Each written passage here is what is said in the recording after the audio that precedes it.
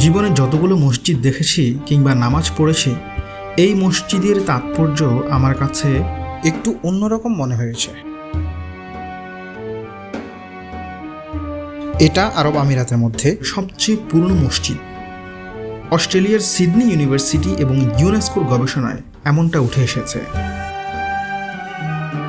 আল বিদিয়া গ্রামের নামানুসারে মসজিদের নামকরণ করা হয়েছে আল বিদিয়া মসজিদ। আয়তনের দিক দিয়ে অত বড় না হলেও 53 স্কোয়ার মিটারে তৈরি হয়েছে মসজিদের পুরো অবকাঠামো। ইউনেস্কো গবেষণা বলছে এলোমেলো অবকাঠামো মসজিদটির, এবং বর্তমানে আধুনিক মসজিদের সাথে খুব একটা মিল পাওয়া যাবে না।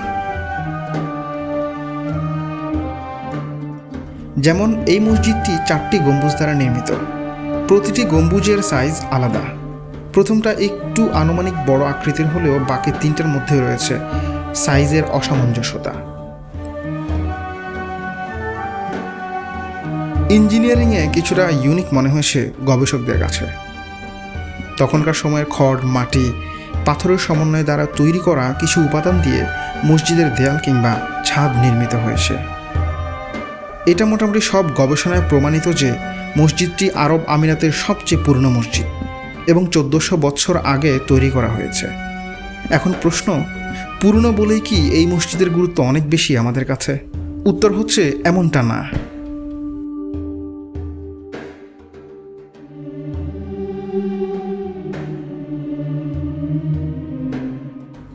1400 বছর আগে আমাদের প্রিয় নবী হজরত মুহাম্মদ সাল্লাল্লাহু আলাইহি ওয়াসাল্লাম ব্যবসায়ের কাজে এই অঞ্চলে আসতেন, এবং স্থানীয়দের ভাষ্যমতে আমাদের প্রিয় নবী হজরত মুহাম্মদ সাল্লাল্লাহু আলাইহি ওয়াসাল্লাম এই মসজিদে নামাজও পড়েছেন।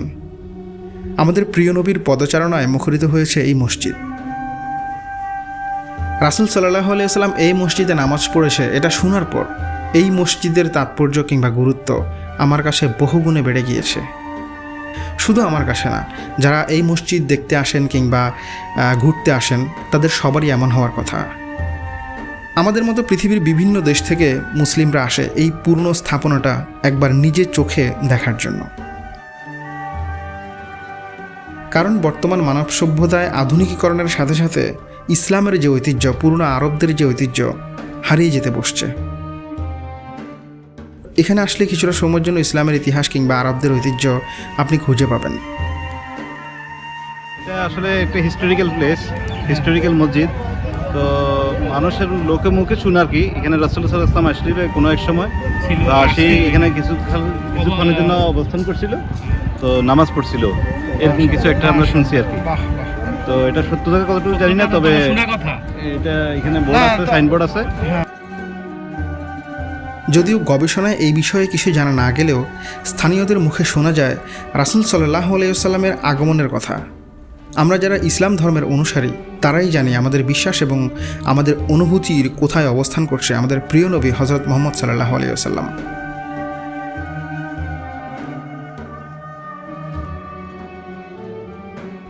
একজন মুসলমানের জন্য এই পরম সৌভাগ্যের বিষয় রাসূল সাল্লাল্লাহু আলাইহি ওয়াসাল্লামের স্মৃতিচিহ্ন আছে কিংবা আমাদের প্রিয় নবীর পদচারণায় মুখরিত এমন কোনো স্থান দেখা কিংবা ঘুরে আসা প্রতিটি মুসলমানের জন্য স্বপ্ন।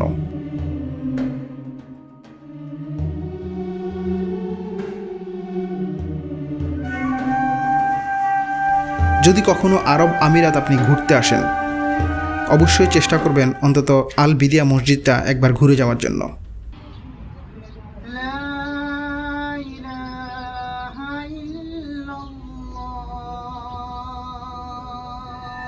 এবং আমরাও চেষ্টা করছি আরব আমিরাত সহ আরব ভূমিতে ইসলামের ইতিহাস কিংবা ঐতিহ্যের যে সমৃদ্ধি রয়েছে সেই সমৃদ্ধিগুলো আপনাদের সামনে তুলে ধরার জন্য। ভালো লাগলে অবশ্যই আমাদের সাথে থাকবেন।